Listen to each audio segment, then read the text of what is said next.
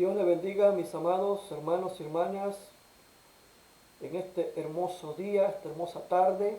Que el Señor añada bendición a sus vidas, deseándole lo mejor, que tengan buena salud y junto a su familia, gozándonos en su presencia cada día, en medio de cualquier situación de la adversidad. El pueblo del Señor exalta y glorifica su nombre en todo tiempo y en todo momento. Deseo lo mejor para cada uno de ustedes. Que la paz de nuestro Señor Jesucristo gobierne sus vidas. Ese es mi deseo. Y que estén quietos, tranquilos, esperando la promesa, esperando que el Señor va a obrar en nuestras vidas en su momento oportuno. Y en este día yo quiero, hermano, reflexionar con ustedes sobre un texto bíblico que se encuentra en la primera carta del apóstol Pedro, capítulo 4, versículo 12. Y mire lo que dice esta palabra. Yo la quiero leer honrando al Padre, al Hijo y a su Santo Espíritu. Amados, no os sorprendas del fuego de prueba que os ha sobrevenido, como si alguna cosa extraña os aconteciese. Que el Señor añada bendición a esta palabra, a este pensamiento que vamos a tener en este día. El apóstol escribe a la iglesia, a una iglesia dispersa. Y en este versículo él dice: amados, que no se sorprendan del fuego de prueba que ha sobrevenido, como que si fuese alguna cosa rara, algo que no fuese tan común. ¿Y por qué el apóstol escribe de esta manera, con una convicción, puedo yo decir? Le escribe a los cristianos de que no se sorprendan por las pruebas que les ha venido o que vienen a la vida del creyente. Para el apóstol era algo normal pasar por pruebas, pasar por luchas. Usted sabe la historia del pueblo de Israel cuando, del momento que quedó esclavo en Egipto, el pueblo de Dios empezó a sufrir opresión de diferentes maneras, 400 años de esclavitud. Después, en el Éxodo, 40 años en el desierto, siendo pasado por pruebas, según la Biblia. Y podemos ver la historia del pueblo de Dios siempre en guerra, siempre en luchas, siendo llevado cautivo, etcétera, etcétera. Entonces, para los judíos, una prueba no era nada sorprendente para ellos, para ellos era algo común. Y con ese pensamiento yo quiero creer que Pedro escribe a la iglesia dispersa. Pero más que nada yo creo que dentro de esta iglesia no solamente habían israelitas o judíos, sino que también habían gentiles. Y hay una gran diferencia, hermano, entre un judío y un gentil cuando vienen a Cristo. Como yo decía, los judíos, hermanos, ya estaban acostumbrados a tener luchas, pruebas, batallas, guerras. Para ellos no era nada nuevo ni nada sorprendente.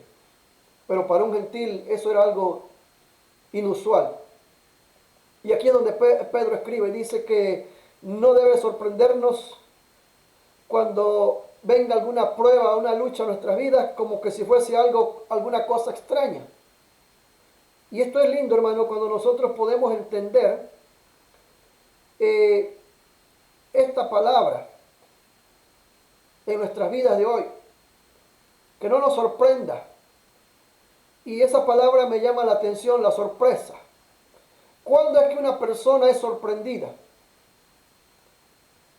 ¿Cuándo es que una persona es tomada por sorpresa?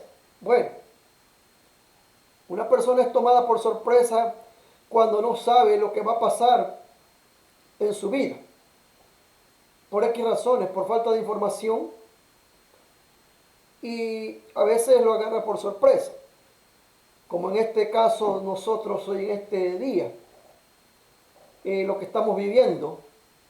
Ninguno de nosotros esperaba que estuviésemos casi un mes ya en casa, aislados. Nos cayó por sorpresa porque no sabíamos. Entonces el apóstol Pedro dice, no te caiga por sorpresa cuando seas llevado por diferentes pruebas o luchas. Y esa es la gran diferencia, hermano, en que nosotros nos sorprendemos por cosas que no han acontecido en nuestras vidas. Y cuando de repente suceden, nos sorprenden porque no estamos preparados, porque no tenemos la información. Pero en nuestro caso, como creyentes que somos, como cristianos, yo creo que no nos debe sorprender ningún tipo de prueba o de cosas que vengan a nuestra vida. Primeramente, ¿por qué le digo esto, hermano? Porque en la Biblia encontramos advertencias de parte de nuestro Señor Jesucristo. Le habló a los discípulos, a los apóstoles, le dijo que ellos iban a ser perseguidos, que iban a ser encarcelados, que iban a ser vituperados, que iban a ser perseguidos por diferentes razones, iban a ser rechazados en el mundo por sus creencias. Y si vemos la Biblia nos da la clave para no caer en sorpresa en cuanto a las luchas y las pruebas. Jesús fue bien claro. Si nosotros leemos San Juan 16:33, Jesús dijo, estas cosas os he hablado para que en mí tengas paz. Y luego dice, en el mundo vas a tener aflicción, pero confiad, porque yo ya he vencido al mundo. O sea, aquí vemos claramente que el Señor Jesús no nos escondió nada, absolutamente nada, sino que nos dijo que en este mundo íbamos a tener aflicciones, pero que confiáramos en Él, porque Él ya había vencido las aflicciones de este mundo. Así que no nos debe de caer por sorpresa las cosas que nos pasan en nuestra vida, en el ámbito o en el área como cristianos, por confesar nuestra fe o declarar una fe en nuestro Señor Jesucristo. Porque al venir a Cristo, hermano, Jesús mismo dijo que íbamos a ser rechazados aún por nuestros familiares. Y los primeros enemigos comenzaban en la casa, etcétera, etcétera.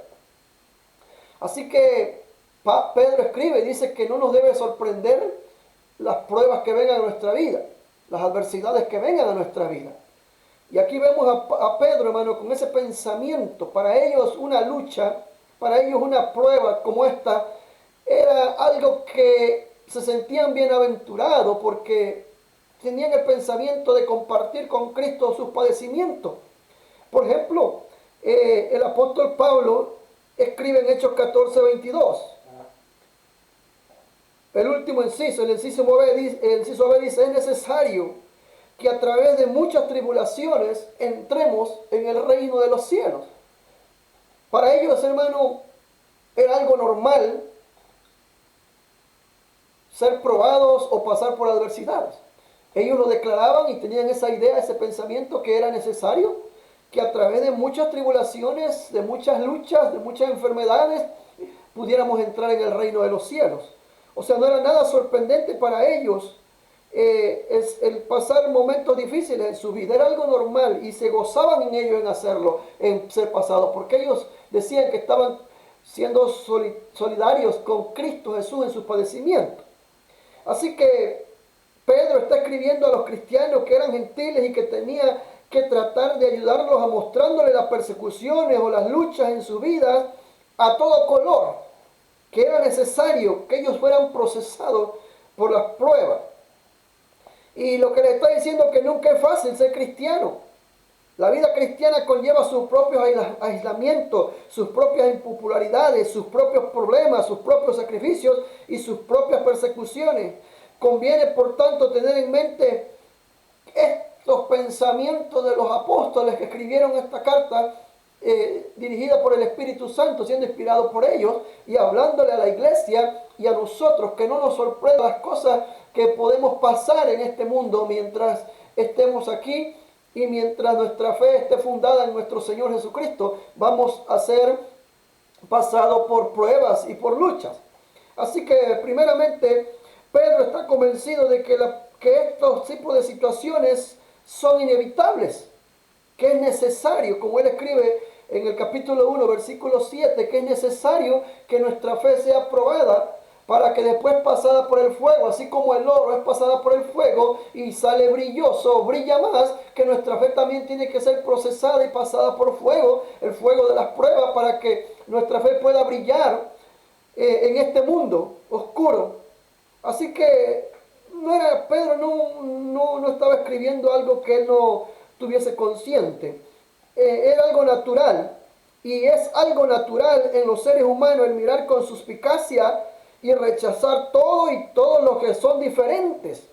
Y aquí es donde vienen, hermanos, nuestras luchas, nuestras pruebas, nuestras batallas.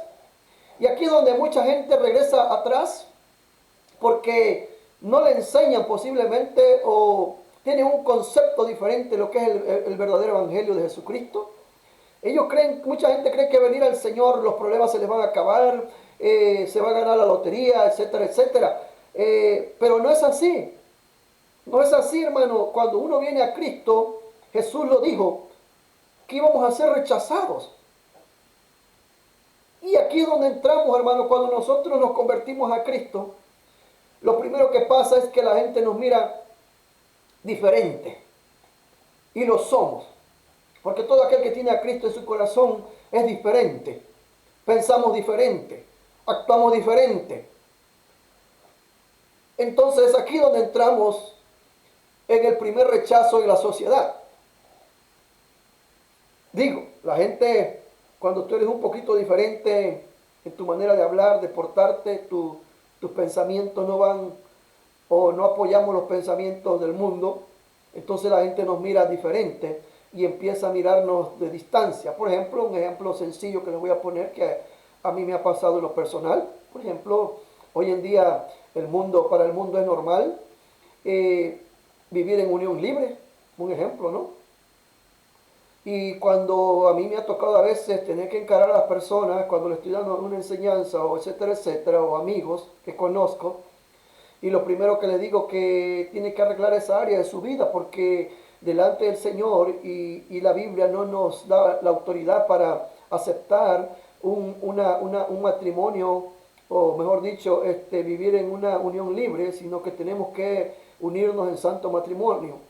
Y entonces cuando hay personas que cuando tú le hablas de esta manera o les quieres explicar y enseñar, te marcan distancia, te ponen una distancia porque no les gusta que uno les diga esa área que tienen que corregirse. Ya te empiezan a ver de diferente manera, por así decirlo. Por ejemplo, entonces, y muchas cosas más, muchos pensamientos, muchas ideologías que no van de acuerdo a las cosas del creyente, pues la gente nos empieza a ver diferente y nos empieza a tener cierto grado de rechazo a nuestras vidas, porque así somos los seres humanos. Cuando vemos algo diferente, pues siempre tendemos a marcar la distancia. El cristiano es necesariamente diferente de la persona del mundo, así que no te debe sorprender cuando vienes a Cristo y si tienes una buena enseñanza, que lo primero que va a pasar en tu vida es que vas a ser rechazado por tus creencias. Y no debe sorprenderte eso. El impacto particular de la diferencia cristiana hace más agudo este asunto en nuestras vidas. Y hace incómodo a muchas personas porque nosotros vivimos de acuerdo a los principios bíblicos y el modelo es nuestro Señor Jesucristo. Aún lo vemos en la historia, Jesús lo rechazaron porque no pensaba igual que ellos. Aún los judíos, los fariseos, los sacerdotes, todos ellos lo rechazaron porque el pensamiento de Cristo era diferente a ellos. Y a esa causa pues fue perseguido. Entonces nuestra vida, hermano, que no nos sorprenda. Que vamos a hacer tener diferentes persecuciones, diferentes procesos en la vida de pruebas. Y Pedro está convencido de que todas las cosas que pasan en nuestra vida es una prueba. Porque la devoción de una persona a un principio se puede medir por la voluntad de sufrir por él, según el pensamiento de los apóstoles. Por consiguiente, cualquier clase de persecución o de prueba o de lucha que el cristiano tenga es una prueba de fe. Es lo que dice el apóstol Pedro. Y entonces, pero ¿a quiénes son los que el Señor pasa por prueba? ¿Y quién aguanta y soporta la prueba? Pues solamente el verdadero creyente, hermano, que está fundado en Cristo Jesús. Aquellas personas que han entendido que venir al Señor es entregarnos todo y aceptar que en la vida vamos a ser rechazados por personas, por nuestras familias, y que vamos a ser procesados, pasados por pruebas para que nuestra fe vaya creciendo. Ese es el plan y el propósito que Dios tiene para nosotros, ¿ok? Entonces, en un doble sentido, las pruebas, las luchas que el ser humano tiene, o las persecuciones, es la prueba auténtica de la verdadera fe. Ese es el pensamiento que el apóstol Pedro tiene, que no nos sorprenda, que lo tomemos de una manera lógica, porque está escrito en la palabra. Ahora, ¿cuándo nos sorprendemos? Cuando no sabemos, hermano. Pero gloria a Dios que nosotros tenemos la escritura para poder aprender de que a través de ella, hermano, el cristiano tiene que ser pasados por diferentes situaciones. Así que no te sorprenda, iglesia, no te sorprenda, amigo, hermano, que has puesto tu fe en Jesús. Tiene que ser probada tu fe para que brille en este mundo lleno de adversidad. Tienes que estar en medio del fuego, hermano, como pasaron con los grandes hombres de la palabra, de la Biblia. Por ejemplo, tenemos a Abraham, nuestro padre de la fe, un hombre que tuvo que caminar aún en contra de su voluntad en aquella ocasión cuando el Señor le pide a su hijo que lo dé por sacrificio. Fue una prueba de fuego, mas sin embargo él caminó y actuó porque él creía en Dios y él sabía que Dios, aun si sacrificaba a Isaac, Dios podía levantarlo de los muertos. Aleluya. Vemos a aquellos hombres que entraron. Tenemos a Daniel, que fue a los fosos de los leones.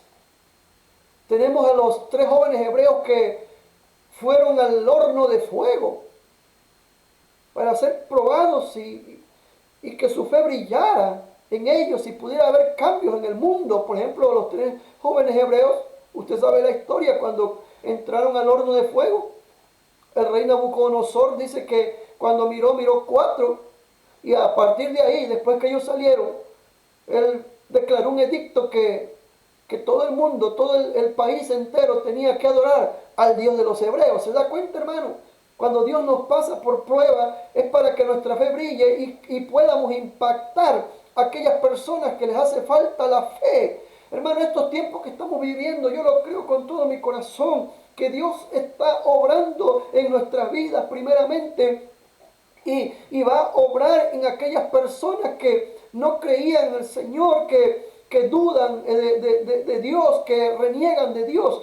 En estos momentos, hermanos, podemos ver, vamos a ver, yo creo en Dios que va a haber una cosecha grande de almas, de personas que van a venir al Señor, porque estos tiempos que estamos viviendo, hermano, no hay para dónde ir. Solamente, como dijo el salmista, tenemos que alzar nuestros ojos a los cielos, de donde vendrá nuestro socorro. Y yo creo que si nosotros como iglesia nos mantenemos firmes creyendo y declarando victoria en medio de esta pestilencia que está rondando nuestros hogares, Dios se va a glorificar en nuestras vidas, hermano. Aleluya. Así que no te sorprendas, sino mantente firme y creen en el Señor que Él te va a librar.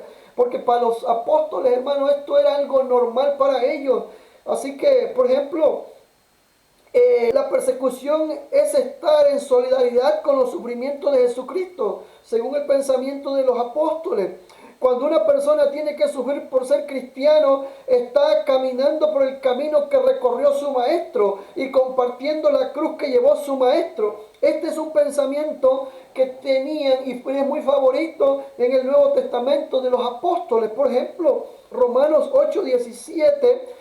El apóstol Pablo escribe y dice, mire, si somos hijos, también somos herederos, herederos de Dios y coherederos con Cristo. Y luego dice, si es que padecemos juntamente con Él, para que juntamente con Él seamos glorificados. O sea, no era, ellos lo sabían y lo creían, y que todo el proceso de la prueba eran parte de la vida cristiana. Por ejemplo, el apóstol Pablo en Filipenses 3:10 también nos dice que él quería llegar a conocer a Cristo y el poder de su resurrección y la participación de sus padecimientos, llegando a ser semejantes a Él aún en su muerte. Pablo es lo que deseaba, llegar a ser parte de los padecimientos de Cristo. Aleluya, mire qué tremendo es estos pensamientos de estos hombres que hoy en día nos motivan y nos dan a nosotros consuelo a nuestro ser al saber que es necesario. Estamos en la mano de Dios. Somos hijos de Dios. Y como hijos de Dios tenemos que estar dispuestos a aceptar lo que viene de parte del Señor porque sabemos que es un propósito. Así que también Pablo escribe en 2 Timoteo 2:12, dice que si tenemos esto presente, cualquier cosa que tengamos que sufrir por causa de Cristo se convertirá en un privilegio y no en un castigo. Por ejemplo, 2 Timoteo 2:12 dice que sufrimos con Él, reinaremos también con Él.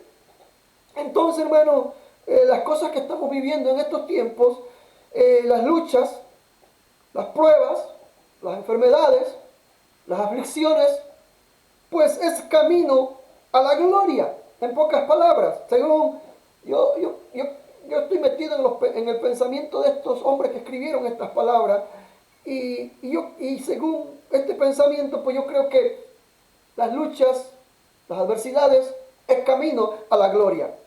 La cruz es el camino a la corona. Jesucristo no quedará en deuda con nadie y su gozo y su corona esperan a la persona que contra viento y marea permanece fiel al Señor. Así que yo quiero dejarte con esta pequeña reflexión en este día viernes para que tú no caigas en sorpresa, como dice el apóstol. Que no te sorprenda lo que estamos viviendo, sino que te afirmes en el Señor porque sabemos que Dios tiene un plan y un propósito con lo que está pasando a nuestro alrededor. Así que te invito a que afirmes tu fe en el Señor, que declares victoria en tu vida, porque vienen cosas mejores en lo que a nuestra fe se refiere, en lo que a nuestra confianza se refiere, nuestra esperanza en Cristo. No te sorprendas, Dios se está moviendo ya. Yo quiero decir rapidito en este día, en esta semana, recibí una noticia de un hermano muy amado de nuestra congregación, que el amigo de él que comparte su apartamento salió positivo con el coronavirus. Y cuando él me llamó y me dijo eso, pues yo le aconsejé que lo que nos han aconsejado nuestros líderes, nuestro gobierno, que por 2 semanas nos mantengamos aislados para ver qué resultados sale en nuestra vida, si somos contagiados o no con ese virus. Yo le dije, hermano, manténganse aislados por 2 semanas para ver qué va a pasar. Estamos orando para que Dios nos libre de eso, porque yo creo que Dios tiene el poder para hacerlo. Amén. Y resulta, hermano, que la sorpresa que me llevé, que él se fue a hacer el examen, la prueba, y mire qué tremendo es Dios. Yo creo en Dios, hermano, porque esas son mis oraciones. Se lo dije hace mucho tiempo que estamos orando para que Dios se glorifique, que en medio de esta pestilencia seamos librados de ella, y no porque seamos mejores, sino porque tenemos una confianza en Dios y creemos en Dios, ¿ok? Que lo puede hacer, así como libró al pueblo de Israel del ángel de la muerte, cuando pasó allá en Egipto, destruyendo, matando a los primogénitos, pero el pueblo que se mantuvo encerrado en su casa y esperó en el Señor, Dios lo libró. Yo creo que podría decir que es una peste destructora la que nos está rondeando nuestros hogares, pero tenemos un Dios que nos protege. Entonces este hermano se fue a hacer el examen y mire, hermano, que tiene una persona infectada compartiendo su apartamento. Y déjeme decirle que luego me llama y me dice, pastor, vengo de hacerme el examen y salí negativo. Hermano, yo me gocé, yo no pude contener mis lágrimas, puedo ver una respuesta a nuestras oraciones y una promesa cumplida en uno de mis hermanos, que ni plaga tocará nuestra morada, como dice el Salmo 91. Es nuestro salmo favorito en estos meses que estamos recitando y clamando que ninguna plaga tocará nuestra morada, que caerán a nuestro lado 1000 y 10.000 a nuestra diestra, mas a nosotros no llegarán. Así que empezamos a ver que Dios estamos viendo y glorificando. Eso es lo que yo le llamo ver la gloria de Dios. Queremos ver la gloria de Dios, pues la vamos a ver en medio de esta pestilencia, que van a caer a nuestro lado 1000 y 10.000 a nuestra diestra, mas a nosotros no llegarán, ni ninguna plaga tocará nuestra morada. Yo lo declaro en el nombre de Jesús en este día una vez más, a tu hogar, a tu familia, y que no te sorprenda las pruebas, la lucha, porque Dios nos librará de todos ellos. Yo lo creo con todo mi corazón, tengo la confianza y mi fe está puesta en el Dios, aleluya, que tiene el poder para romper toda cadena y atar toda obra del diablo, y toda pestilencia queda destruida en nuestros hogares. Yo lo creo, lo declaro en el nombre de Jesús. Y para terminar, yo quiero dejarte Apocalipsis 2:10, que dice: no temas en nada lo que vas a padecer. He aquí que el diablo echará a algunos de vosotros en la cárcel para que seas probados, y vas a tener aflicción por 10 días. Pero lo importante, lo lindo de esto es que el Señor nos dice: sé fiel hasta la muerte, y yo te daré la corona de vida. Sé fiel al Señor, confía en el Señor, que no te sorprenda, no seas sorprendido por lo que está pasando. Él lo dijo, se están cumpliendo las profecías, se están cumpliendo lo que Él dijo, que iba a haber peste antes de que Él viniera. Y esta es una de las pestes que estamos viendo mundial en nuestra vida, alrededor nuestro. Pero ¿sabe qué? Después de esto viene la gloria de Dios manifestándose. La iglesia tiene que estar preparada. Los líderes tienen que estar preparados. Los maestros de escuela bíblica tienen que estar preparados. Los maestros de evangelismo tienen que estar preparados. Porque viene una cosecha, aleluya. Porque la iglesia se mantuvo esperando. Y usted va a testificar, aleluya, que no llegó esta pestilencia a su vida. Que no llegó porque la mano del Señor lo libró, lo ha guardado. Y yo quiero que usted testifique al final de esta historia, aleluya, para testimonio a aquellas personas que no creen, aleluya, que puedan creer. Y yo sigo creyendo, iglesia, que tú vas a ser librado, tu hogar va a ser librado de esta peste. Que no te sorprenda, dice el apóstol Pedro, no te sorprenda lo que venga a tu vida, sino que confía en ese Dios maravilloso. Dios te bendiga, Dios te guarde en este hermoso día, aleluya, que la paz de nuestro Señor Jesucristo gobierne tu pensamiento y tu corazón, aleluya, y que puedas estar confiado, aleluya, esperando, aleluya, en ese maravilloso Dios que nunca nos ha abandonado, aleluya. En el nombre de Jesús bendigo tu vida y declaro victoria.